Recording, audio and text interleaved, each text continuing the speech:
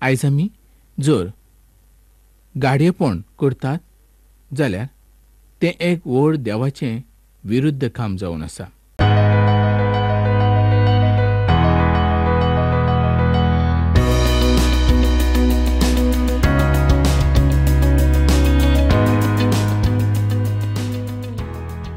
मोगा भाव-भयणांनो, ह्या सुवातेर आमकां दिसून येता इस्रायल पोरजेचो अविस्वास.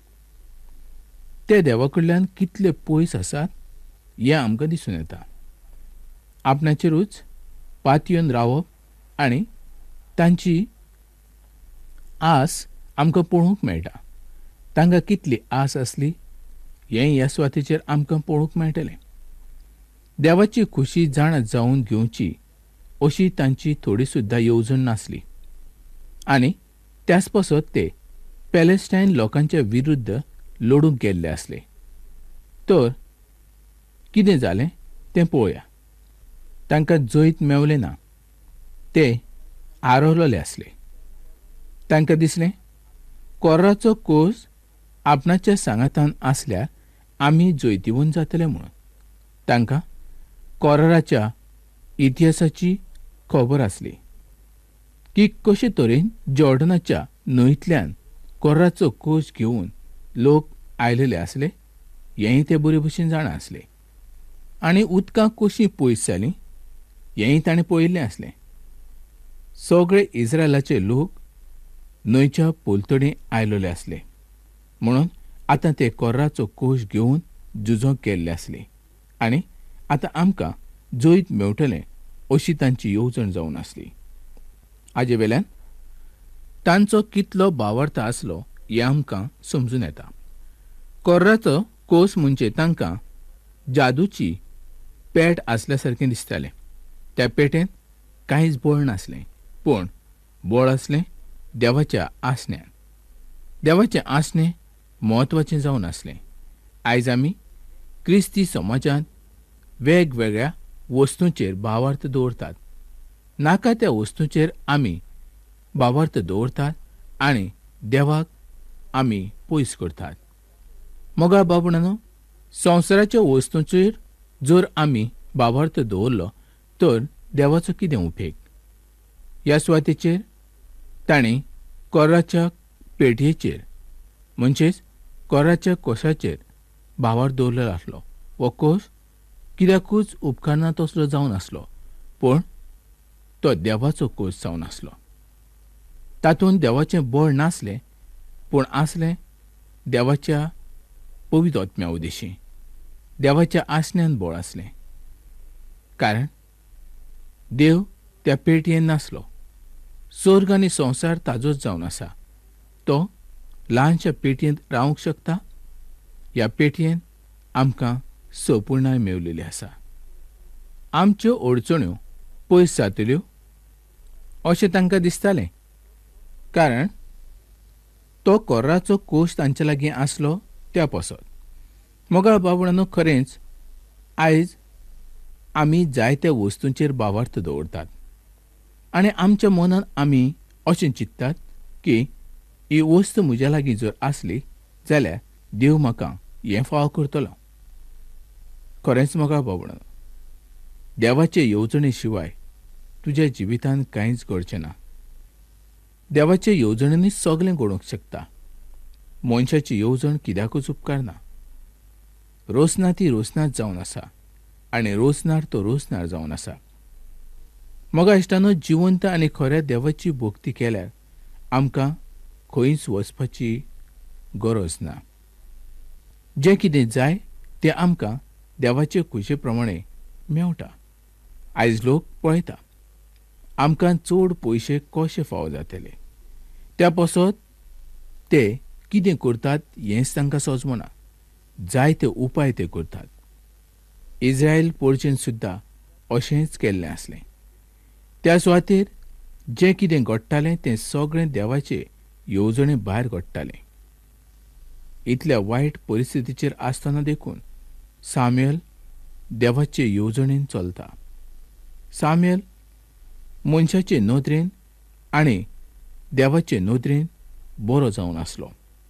ताका देवाचे पासत भेटयल्लो आसलो आनी ताचे आवयचे मागणे आनी प्रमाणीकपण ताणें केल्ली देवाची सेवा ही एकदम बरी जावन आसली.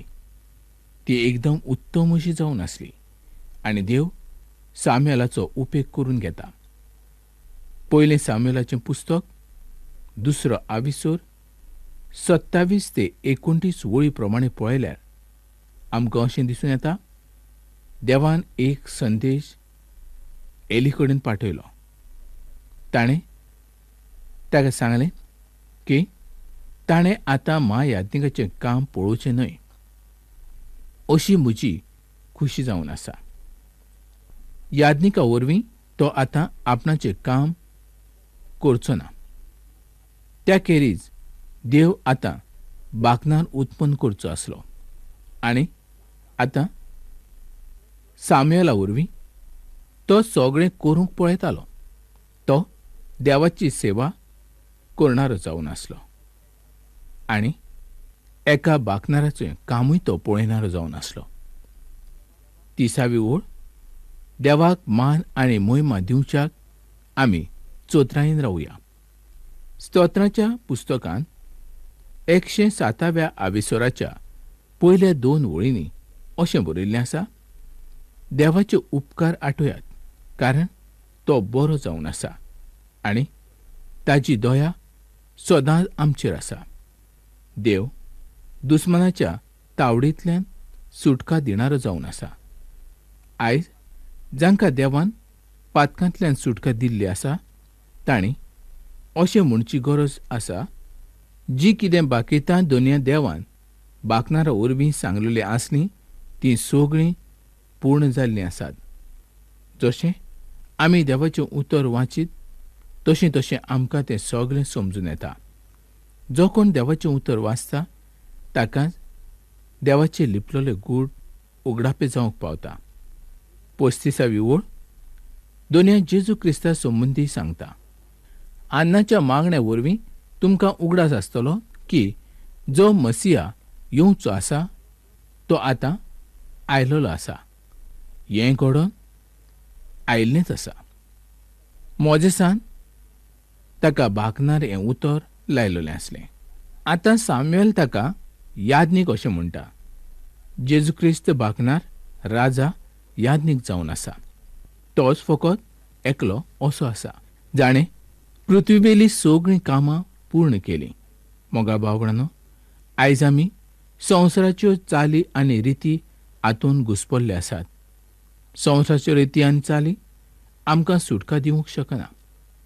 आयज आमी जर गाडयेपण करतात जाल्यार तें एक व्हड देवाचें विरुध्द काम जावन आसा. देवचाराची ती खुशी जावन आसा. आमी तशें करूंक शकनात. आमच्या आत्म्याचोच नाश आमच्या हातान आमी करून घेतात आनी देवाक आमी राग हाडटात. मोगा बावडनो, आयज तुमच्या घोराब्यान आसलेल्यो गजाली घडटात त्यो कित्याक? तुमच्या घोराब्यान आयज कितें घडटा? कोण कोणाच्या विरुध्द कित्याक जाल्ले आसात? जण एकल्याची येवजण वेगवेगळी कित्याक जाल्ली आसात? कारण तुमच्या मदें देवाचो मोग ना देखून. क्रिस्तान आजुनूय तुमच्या घराचेर उजवाड घालूंक ना देखून. क्रिस्ताचो उजवाड आमकां शांती दिता, दया दिता, काकूट दिता आनी सदांच तो आमकां मोगान पळयता. इस्रायलांत कितें घडटालें तें आमकां पळोवंक जाय. इस्रायलाचे लोकूय अशेंच करताले. देवाच्या विरुध्द तांणी पातक केल्लें आसलें. ते देवा पासून पयस गेल्ले आसले. ते कितें करताले ते सगळें देवाचे विरुध्द करताले. देवाच्या मोगान तांणी कांयच केलें ना. देवाच्या येवजणेन तांणी कांयच केलें ना. देवाचें उतर आमकां कितें सांगता हें आमी पळोवंक जाय. ह्या वेळार हांव तुमकां सांगतां, सुटकेच्या 20व्या आविसरांत 4 ते 6 वळींनी कितें बरयलां तें लक्ष दिवन वाचात. तर जें कितें देवाचें उतर आमकां सांगता ताचे विरुध्द आमी करूंक शकतात. जिवंत देवाच्या सांगाता आमी चलोंक जाय. देवाच्या पवित्र उतरा प्रमाणे आमी चलोंक जाय. जर आमच्यो चालीरिती आमी तश्योच पाळ्ळ्यो तर आमचें ओत्मीक जिवीत केन्नाच वाडूंक शकचें ना. तर आमी परत पातकान पडोन देवाक मान आनी महिमा दिनात आनी लॉज आनी अपमान ताचो करतात असलेच मनीस जावंक पावतले. आमचें जिवीत कशें आसा आनी आमचीं कामां कशीं आसा हें म्हत्वाचें जावन आसा. आमी कोणाचो मोग करता हेंय म्हत्वाचें जावन आसा. इस्रायलाचे लोक देवाची पुजा करची सोडून त्या पेटयेची पुजा करताले. त्या पेटयेन कांय बळ नासलें, पूण देवाची आज्ञा ते मोडटाले आनी हें करून ताणें देवाक लॉज हाडलेली आसली. ताकाच लागून तांकां जैत मेळूंक नासलें. मोगा बाबडांनो, जर आमी संवसाराच्या रिती चाली प्रमाणे चलत रावले तर आमी खरे क्रिस्तांव भावार्थीच जावंक शकना. आमी भावार्थाचें जिबितूच जियेनात. कांय लोक केदींच सोबेक दिश्टी पडनात, पूण ते इस्टराच्या दिसा, गूड फ्रायडेच्या दिसा, क्रिसमसाच्या दिसा सोबांनी दिश्टी पडटात. तांकां दिसता वर्साक एक फावटी सोबेक गेलें तर पुरो. कित्याक परत परत वचूंक जाय? देव तर सगले कडेन आसा. त्या स्वातीचे गेल्यार तो मेळटा. अशे जायते तरेचे दुबाव सैतान तुमच्या काळजान हाडटा. आनी त्याच पासत आमकां देवाचो मोग जितलो फावो जावंक जाय तितलो आजुनूय फावो जावंक ना. सामुएलाचें पयलें पुस्तक 4 विसोर 6 ते 8 वळींनी आमी आतां पळोवया.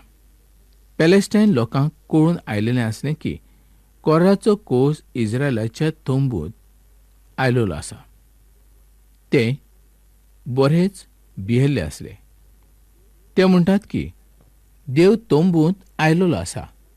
तांचे पासत कोराचो कोस एक मुर्ती जावन आसली. पॅलेस्टायन लोक हे अविश्वासी जावन आसले. खरें कितें आनी फट कितें हें तांकां समजूं नासलें. तरी पूण देवाच्या व्हड बळा संबंदी ताणें आयकल्लें आसलें. तरी पूण तो कोण हें तांकां खबर नासली. पॅलेस्टायन आनी इस्रायल हांचे मदें झूज म्हणजे युद्ध हें चालूच आसलें. आनी आयज जरी आमी पळयलें तरी पूण तें चालूच आसा. आनी त्या वेळार इस्रायलाच्या खूब लोकांक ताणें मारून उडयल्ले आसले. कोराचो कोस तांचे कडेन पावलो. ताणें एलीच्या 2 पुतांक मारून उडयले.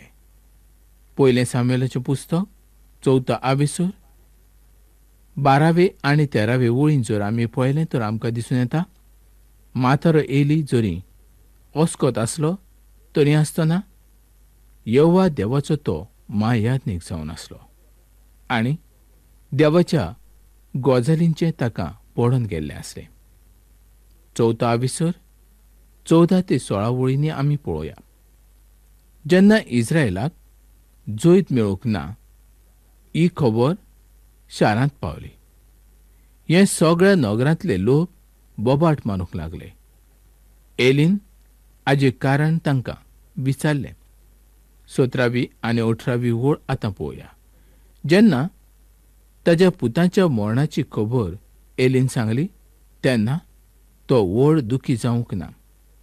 पूण जेन्ना ताका कळोन आयलें की देवाचो कोस दुस्मानांनी व्हेलो म्हूण तेन्ना तो फाटल्यान पडलो आनी त्या स्वातीचेर मेलो. तो आंगान जड जिवाचो आसलो. कदाचित ही खबर आयकून ताका काळजाचो आताक आयलो आसतलो. जंय तो चड लाड करणारो बापूय आसलो तरी म्हजो विस्वास आसा की तो देवाचो खरो भक्त जावन आसलो. एली मेल्या उपरांत सामुएल देवाचो भाकणार म्हूण मुखार येता. 19 ते 22 वळींनी आतां आमी पळोवया. त्या कोराच्या कोशाक लागून पॅलेस्टायन हांचेर देवाची न्हीद आयलोली आसली. 5व्या आनी 6व्या आविसरांत आमकां पळोवंक मेळटा की कोराचो कोस जेन्ना पॅलेस्टायन लोकांनी व्हेलो आनी ताका लागून तांकां जो अनुभव पळोवंक मेवलो तो खूब म्हत्वाचो जावन आसलो. तांकां कळून आयिल्लें आसलें की कोर्राच्या कोशांत कसलेंच बळ नासलें. तरी पूण देवाची येवजण पूर्ण जावंक जाय आसली. तांचेर बरोच राग देंवलेलो आसलो. देवान आपणाची रागाची नदर आतां तांचेर घातलेली आसली. तांचो दागोन देव कोशाच्या मुखार उरफाटो पडलो आनी ताजी तोकली आनी दोनी हाताचीं ताळटां तुटून पडलीं. त्या गांवांतल्या लोकांच्या मुखार एक व्हड प्रस्न उबो रावलो. तांचे भितर व्हड रोग त्या सुवातेचेर उत्पन्न जालो. म्हणजे तांचेर दुयेंस आयिल्लें आमकां पळोवंक मेळटा. जायते लोक दुयेंसान मरून गेल्ले आसले. ज्या ज्या सुवातेर तांणी तो कोर्राचो कोश व्हेलो त्या त्या सुवातेर तांचे बरेच हाल जाल्ले आसले. आतां तांचेर बरीच भिरांत आयिल्ली आसली. त्या पासत तांणी तो कोर्राचो कोश इस्रायेलाच्या हातांत परत दिल्लो आसलो. तांणी तो गाडयेचेर घातलो आनी इस्रायेलांत दवरलो आनी ते परत गेले. पयलें सामुएलाचें पुस्तक 5वो आविसूर 1 ते 4 वळींनी आतां आमी पळोवया. जेन्ना पॅलेस्टायन आनी कोर्राचो कोश व्हेलो तेन्ना तांकां दिसलें की तांच्या हातांत एकदम बरी वस्त फावो जाल्ली आसा. तांणी तो कोश तांच्या दागोन देवाच्या मुखार दवरलो. आनी आतांच हांवें तुमकां सांगलेल्या प्रमाणें तांच्या देवाचें जें कितें घडलें तें आमी पळयिल्लेंच आसा. कोशाक लागून तांकां कसलोच फायदो जावंक ना. तर परतेंच तांचे पासत एक व्हड भिरांत आनी मरण उत्पन्न जाल्लें आमकां पळोवंक मेळटा. पयलें सामुएलाचें पुस्तक 5वो आविसूर 7वे आनी 8वे वळींत जर आमी पळयलें तर आमकां अशें दिसून येता.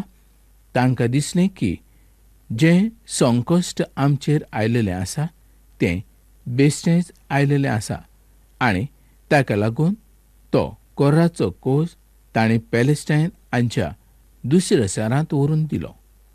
8 ते 12 वळींनी आमी आतां पळोवया.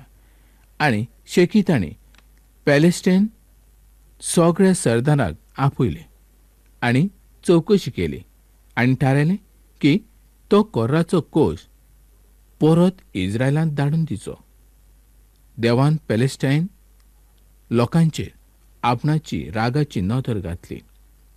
तांच्या मुखार एक प्रस्न आसलो की ते कोशाचें कितें करतले. तांणी तो परत धाडलो. कोश तांचे कडेन आसप म्हणजे ताणें आपणाचेर देवाची नीत ओडून घेवप. जेन्ना जेन्ना तो कोश ते दागोनाच्या मंदिरांत ताच्या मुखार व्हरून दवरताले तेन्ना तेन्ना ती मुर्ती सोकला पडटाली आनी सगळी तुटून वताली. हें कित्याक जायत तर जिवंत देवाचो कोश त्या मुर्तीच्या मुखार उबो रावंक शकनासलो. ज्या ज्या सुवातेर तो कोश पावलो त्या त्या सुवातेर लोकांक तो नाका असो जालो. पॅलेस्टायन लोकांक त्या कोर्राच्या कोशा पासून सुटका मेळूंक जाय आसली. पूण तांकां समजलें ना आतां मुखार कितें करचें. आनी त्या उपरांत तांणी तो कोश परत इस्रायेलांत धाडून दिलो. मोगा भावंडांनो, खरेंच देवान सगळी रोसनां केल्ली आसा. पूण देवान आमकां केदींच अशें सांगूंक ना की आपल्या रोसनेची तुमी पुजा करात. आमी जिवंत आनी खरे देवाची पुजा करूंक जाय.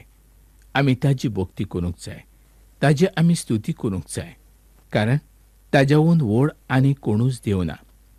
खरेंच इस्रायल पोरचेन तो कोर्राचो कोश म्हणजे जादूची एक पेट आसा अशें समजलें आनी तांणी तो आपणाच्या सांगाता लढाय करता त्या सुवातेचेर व्हेल्लो आसलो. तसो ताणें तो व्हरूंक जायना आसलो. तर मोगा भावंडांनो, खरेंच आयज देवाच्या उतरांत आमकां जायती खबर मेळलेली आसा. आमी ताजे रोसनेचेर भावार्थ दवरचो न्हय, तर देवाचेरूच आमी भावार्थ दवरुया आनी ही आयची कार्यावळ आमी हांगाच सोंपोवया आनी फुडल्या कार्यावळीन आमी परत मेळुया.